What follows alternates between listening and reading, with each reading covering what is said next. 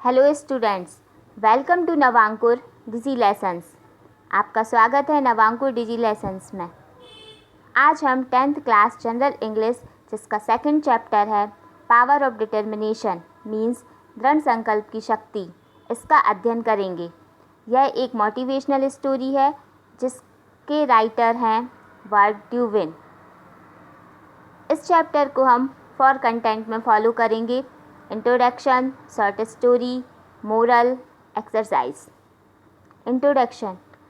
A true story about athlete Glenn Cunningham, who was horribly burnt in a schoolhouse fire at the age of 8. Doctors predicted he would never walk again. Determined to walk, Glenn would throw himself off his wheelchair and pull his body across the yard and along a fence.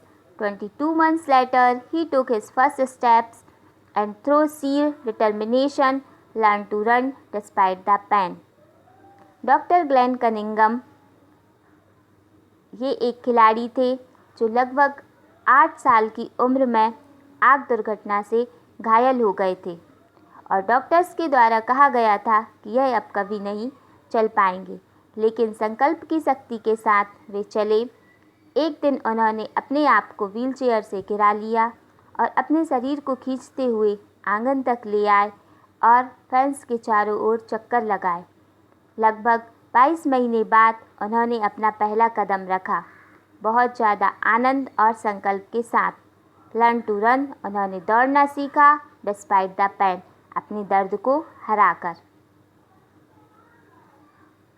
Short story में हम देखेंगे The little country schoolhouse was heated by an old-fashioned pot-bellied coal stove. A little boy had the job of coming to school early each day to start the fire and warm the room before his teacher and his classmates arrived. एक छोटे से देश में school building was heated by, जिसको गर्म किया जाता था, an old-fashioned, पुराने फैशन पॉट बैलेट, मटके के आकार की कोयले के स्टोव से। पॉट बैलेट मतलब मटके के आकार की जो पुराना कोयला स्टोव है उससे। A little boy had the job of coming to school early each day, और एक छोटा सा बच्चा जिसका काम था रोज़ जल्दी स्कूल आकर टू स्टार्ट द फायर, आग जलाना, एंड वार्म द रूम, और कमरे को गर्म करना। हिज टीचर, उसके टीचर, एंड हिज क्लासमेट्स अराइव्ड, और कक्षा के साथियों के पहुंचने से पहले। One morning they arrive to find, एक दिन सुबह जब वे आए, मीन्स उसके टीचर और उसके क्लासमेट्स आए, the school house इनगल्फ्ड in flames, तो उन्होंने स्कूल की बिल्डिंग को इनगल्फ्ड, चारों ओर से घिरा हुआ पाया आग की लपटों से। They dragged the unconscious little boy, उन्होंने उस बेहोशी की अवस्था में उस लड़के को खींचा out of the flaming building, उस जली हुई बिल्डिंग से।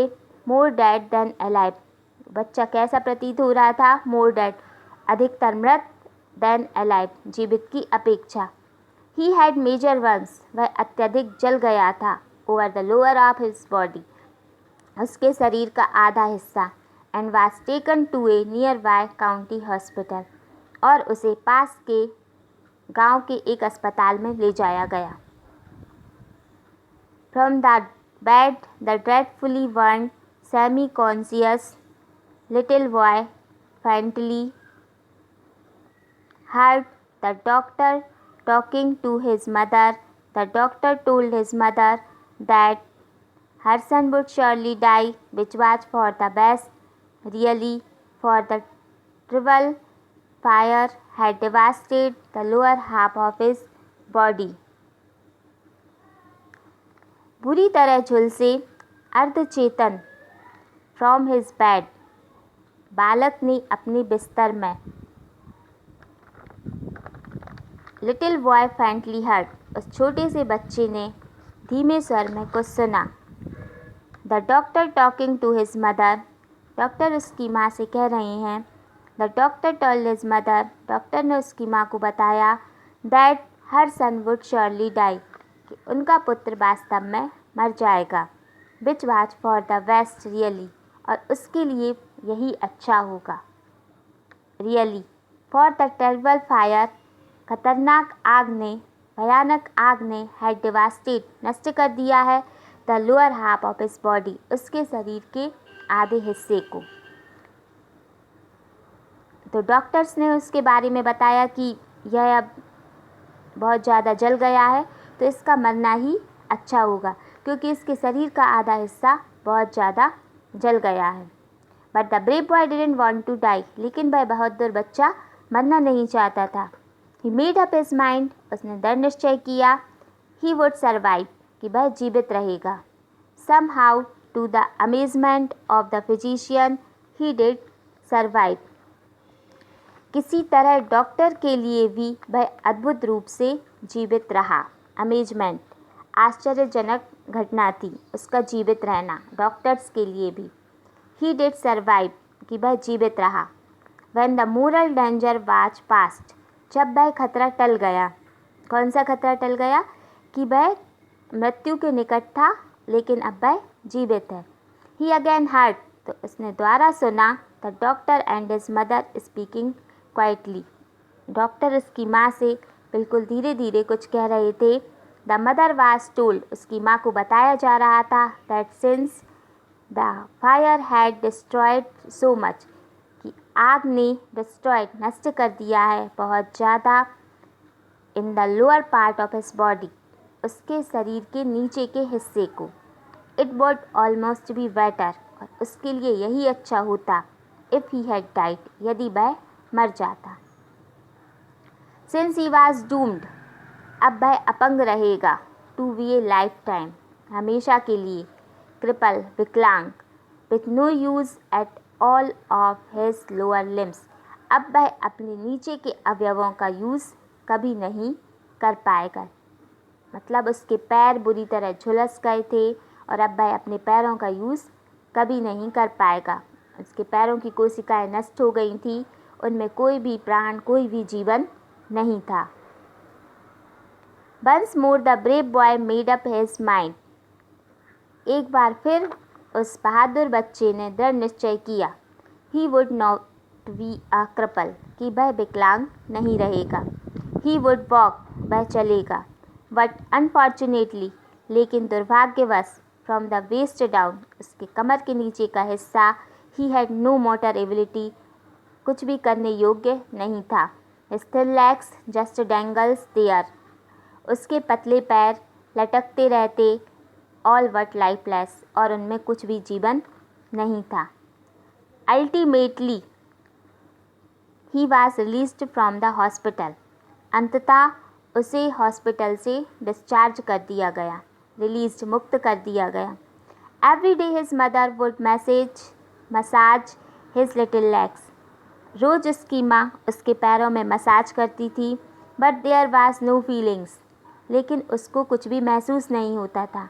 नो कंट्रोल, कोई नियंत्रण नहीं था, कुछ नहीं था। येट हिज डिटर्मिनेशन, लेकिन फिर भी उसका जो आत्मविश्वास था,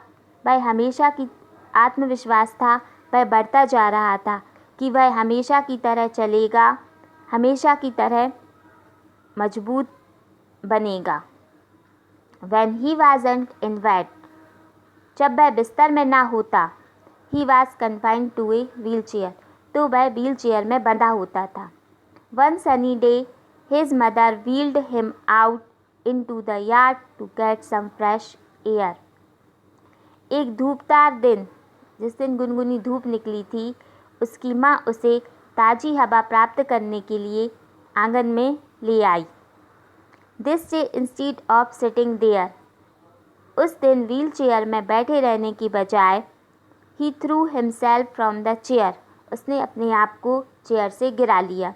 ही pulled himself across the grass, और अपने आप को घास पर खींचने लगा। Dragging his legs behind him, और उसके पैर पीछे खिंचे चले आ रहे थे। He worked his way to the white picket fence bordering their lot. अब वह उनके घर की श्वेत नोकदार छड़ वाली बाड़ तक अपना रास्ता तय करता। वाइट पिकेट फेंस, श्वेत नोकदार बार। विथ ग्रेट एफर्ट, उसे बहुत ज़्यादा खुशी मिलती। He raised himself up on the fence, वह अपने आप को फेंस तक खींचता। देन स्टेक बाय स्टेक, एक खम्भे से दूसरे खम्भे तक। He began dragging himself along the fence, और वह अपने आप को रोज खींचता। Dragging himself along the fence, resolved that he would walk. He started to do this every day until he wore a smooth path all around the yard beside the fence.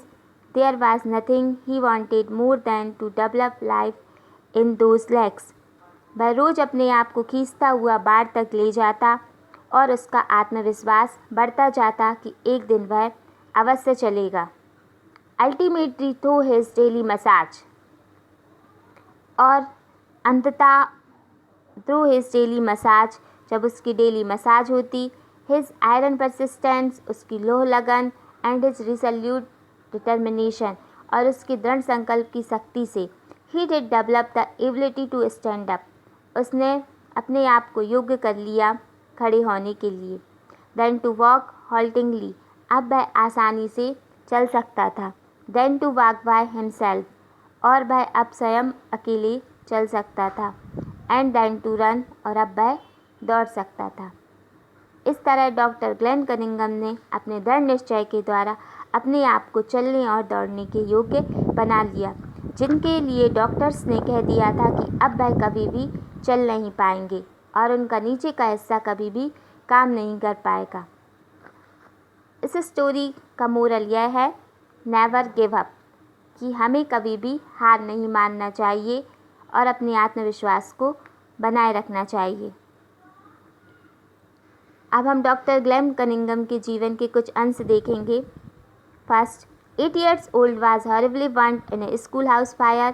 Doctors predicted he would never walk again. 22 months later took his first step and through sheer determination learned to run despite the pain. In high school, set records for the mile and later attended Kansas University. While at Kansas, refused all scholarship money, preferring to pass his own way. By sophomore year, ran the 1500-meter race at the 1932 Olympics, but finished fourth due to a severe cold.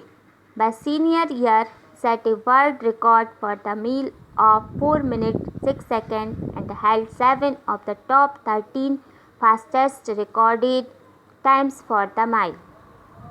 In 1936, voted most popular athlete by his fellow athletes. He went on to earn a master's degree from University to Iowa and later a doctorate from New York University. While in New York, won 21 of 31 races at Madison Square Gardens and set an indoor mile record there in 1938. His fastest mile time was 4 minutes 4 seconds at a Dartmouth track meet in 1938. When the 1940 Olympics were cancelled, he retired from his running career and taught at Cornell College in Iowa. During World War II, he served 2 years in the Navy. Spent the remainder of his life running the Glen Cunningham Youth Ranch for troubled kids in Kansas, USA. It is estimated that he and his wife raised around 9,000 kids on their ranch in the years until his death in 1988. तो ये कुछ अंश थे उनकी life के, doctor Glenn Cunningham के। Exercise, इसका first question है, why was the boy sent to hospital? लड़के को हॉस्पिटल क्यों ले जाया गया? तो लड़के को हॉस्पिटल ट्रीटमेंट के लिए ले जाया गया। The boy was sent to hospital for treatment. What was the opinion of the doctor about the burnt boy? उस जले हुए लड़के के बारे में डॉक्टर्स के क्या विचार थे? तो क्या विचार थे? The doctor's opinions was that the boy would surely die, कि वह लड़का वास्तव में मर जाएगा. What was the effect of the doctor's words on the terribly burned boy. What was the effect of the doctor's word. Doctors के शब्दों का उस बालक पर, उस जले हुए बालक पर क्या इफेक्ट पड़ा, क्या प्रभाव पड़ा. तो क्या प्रभाव पड़ा. ही मेड अप हिज माइंड, उसने दृढ़ निश्चय किया कि वह जीवित रहेगा और जीवन भर विकलांग नहीं रहेगा. How did the boy make himself able to walk and run. लड़के ने अपने आप को चलने और दौड़ने के योग्य कैसे बनाया. तो कैसे बनाया था. One day the boy raise himself up on the fence. एक दिन वह लड़का फेंस के पास गया और उसने धीरे धीरे अपने आप को घसीटना स्टार्ट किया यार्ड, आंगन में, फेंस के चारों तरफ, और उसके दृढ़ संकल्प की शक्ति ने उसको दौड़ने के योग्य बनाया. How did the mother help the boy to overcome his disability. उसकी माँ ने उसकी सहायता किस प्रकार की. तो उसकी माँ ने उसकी सहायता कैसे की थी. इस मदर वाज ऑल्सो ब्रेव. उसकी माँ भी एक बहादुर स्त्री थी. He wanted that he should overcome. उसको बाहर लाई उसकी इस अयोग्यता से. वह रोज़ उसको मसाज करती थी. He took him out of a wheelchair, और उसको व्हील चेयर से बाहर लेकर आती थी. उसको चलने में सहायता करती थी. एंड इन इमर्ज हिम, और उसको प्रेरित करती थी. तो ये कुछ क्वेश्चन आंसर हैं लेसन 2 के. आशा है आपको यह चैप्टर अच्छे से समझ में आया होगा. यह एक मोटिवेशनल स्टोरी है जिससे यह शिक्षा मिलती है, नेवर गिव अप. हमें कभी भी हार नहीं मानना चाहिए और दृढ़ संकल्पित रहना चाहिए. Thank you very much.